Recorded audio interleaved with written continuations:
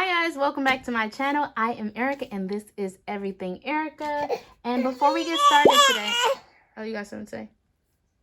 And before we get started today, I would like to ask, who is ready for a financial glow up? I know I'm certainly overdue for one. I'm tired of repeating the same habits, not reaching my financial goals. So this year for 2024, I decided to get organized and create a budgeting system to keep me on track with my budget binder. So if you would like to see what's inside, don't forget to hit that subscribe button and stay tuned for today's video.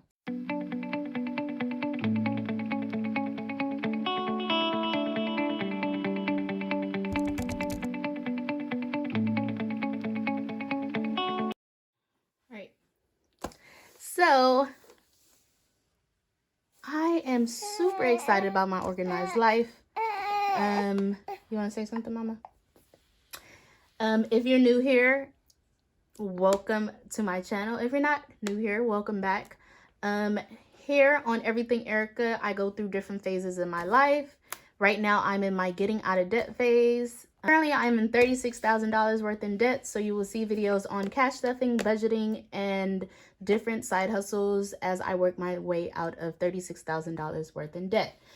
Today's video, we're discussing my budget binder. I think this is very important to go through since we're in the beginning of the year and basically show you everything that I have inside in order to set me up for a successful year.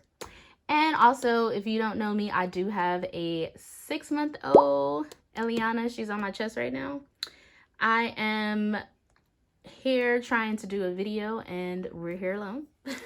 So you might hear her throughout the video. If you didn't watch my last video for my financial goals, I need you to go ahead and check that one out. It basically outlined my income, savings, debt reduction, and budget for 2024, as well as the routines I plan on following in order to stay within my goals. And then that also geared how I was going to set up my budget binder for 2024. So if you didn't check that last video out, the description is going to be below. Go ahead and check it out to see how I plan on having a successful financial 2024. Moving on to the first category, which is debt. This is super important to me. I feel like I can't move forward in life without getting rid of this debt. So that's the first category because it's the most important to me. My first page within my debt binder is my debt payments. And I use this basically to keep track of the amounts that I put into the bank to pay off different creditors. Right now, I'm paying off my high interest credit cards, and one of my high interest credit cards is Amazon. So every time I put in a payment, it's going to be currently towards Amazon until I pay it off. But this kind of log gives me an overview of how much I put in to pay towards Amazon. Moving forward, this is my very first debt tracker log. It's sentimental to me because it's a beginning point as to where I began. So originally I started off this journey at the end of October. I started to record my journey of my debt, which was $39,010.15 worth of debt. So I just keep this in here as a reminder of where I started from. I later on developed a budget sheet that kind of helped me look at where I began to where I end and how much my ending balance is. It's a bit more organized. But basically you put your debts here, you put the beginning amounts, ending amounts, if you did a positive or negative effect on your debt, and then you could see a clear picture as to what the ending balance is, which I really like this. The next page is going to be basically when I started, which was the end of November. And at the end of November, I had an ending balance of $36,616.04 worth of debt. So a very clear picture. This is where I started. These are the amounts that's ended. This is the amounts that I paid it off by. And you can see, if you didn't watch my debt confession update, I did F up a little bit, y'all. So I had a positive number instead of a negative number. but I went ahead and redeemed myself for the following month, which is the end of December. Okay, moving on to my no spend section of my binder. I decided to incorporate a no spend calendar because I think it's going to keep me on track to make sure that I'm working towards coloring off these boxes. I think it's a great way to be like, hey, I can't spend that, because if I spend it, I'm going to see visually that, hey, you messed up here, here, here, and there. I just rather that this whole thing is just colored. A little insight into what a no spend calendar is that you are able to spend, you're just not able to spend money that you didn't plan for. So if you had money in your sinking funds envelope for coffee or any of that thing, you can then go ahead and spend that money for coffee. So I think this was a good way for me to start the year off and stay on track.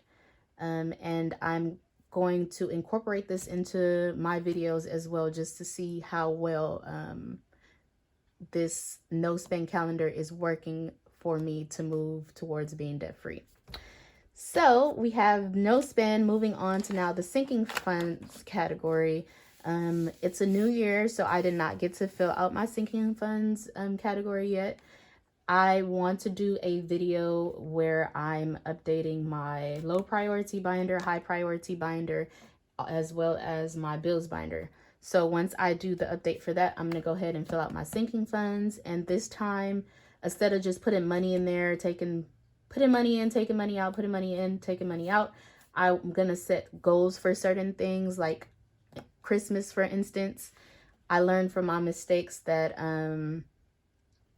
around Christmas time, a lot of unexpected expenses came up, as far as like having to put in for food or having to not cook for several days. So you're always eating out. My birthday's around that time, so a lot of money was spent. So I need to make sure that I'm prepared for that time. So I'm going to set goals for around December time in order for me to be financially prepared for that. Moving on to the next thing, which is the calendar category. Okay, so in my calendar category, I basically just have the blank pages for the bill calendar. And then I have the budget sheet category, and it's just the blank sheet for the budget sheets. Now, after we pass the budget sheets, we have our emergency fund. Again, referring to the last video, the description is going to be in the the video is going to be in the description box below. I set out two goals, saving goals, which is to save $7,000 in a year for a home improvement fund. And this is basically to start the process of the architectural designs for our 2-story ADU. So I created a savings challenge to kind of help me save this money in a year. And then I also have an emergency fund savings challenge. And this is to help me save $2,500 for emergency fund in 7 months. I always wanted to do a savings challenge, and I kept on telling myself, okay, you trying to get out of debt first. But I thought it was a fun, creative way to do these savings challenges. So then that I'll be able to save the money in a fun, different way, rather than just putting it up. At least I get to see my progress color coded. So I decided to do this, and we're going to see how it goes. But it's important to me that I get these two savings done one before the end of the month and the other one in 7 months. Moving on. So we're going to start with January. And this is the first thing you'll see is the bill calendar. So with the bill calendar, I basically do all my paydays on here, and then I actually color code them according to which bills go with what payday. The thing is that the way my pay is set up, I'm not 100% sure when they come in. So once they come in, I then finish color coding it. So that's why I have the first half colored. I also, on my bill calendar, put birthdays on there because I like to give my friends at least $25 for their gift cards. For their birthdays, or just a little something. I put their birthdays on there so I could work that into my budget if need be. So another thing you'll see in that month is my budget sheets. I'll have my budget sheets where I have the income, my fixed income, my savings, debt, any subscriptions if there's any for that pay period, my wallet and sinking funds categories, my business expenses because I do run a business. And this kind of just helped me stay on track to make sure I know where my money is going. I do a zero-based budget, and then I also do these 1 week before I get paid. And then once my pay comes in, I go ahead and just adjust it accordingly. Or maybe if I have an unexpected expense that I wasn't planning for, I go ahead and adjust that and work that into my budget as well. But now I did learn, this is a tip that messed me up like last year. Always have like a buffer or miscellaneous one, because it's always something that's going to come up that you didn't plan for. Almost always. So I know now that I need to have something for miscellaneous in order to plan for that. My miscellaneous is 0 right here because, hey, I already used it. I think I put $20 in there and I had to use it for something already. So it's good to have a miscellaneous fund for unexpected expenses. So this next page behind here, let me turn it around. See that? This is my cash breakdown sheet. My cash breakdown sheet is for when I go to the bank. It's super easy. You just put your categories over here, the amounts, the total, which I did not write the total down on here. Oh, it was $927. And then you can just go by and mark off what bill denominations you need and then the totals. And then it's super easy for you to take that to the bank. And I'm going all the way to the beginning. It has these little sheets that I usually just write down what's on here, and then I hand this over to the teller.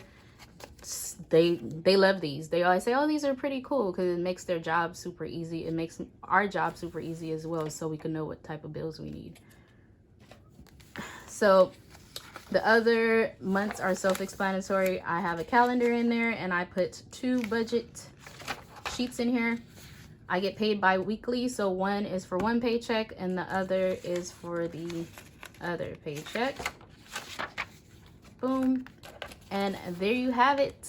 That is my budget system for a successful 2024. So all the sheets that are in my binder are available on my Etsy shop, Pretty Little Band's Budgets.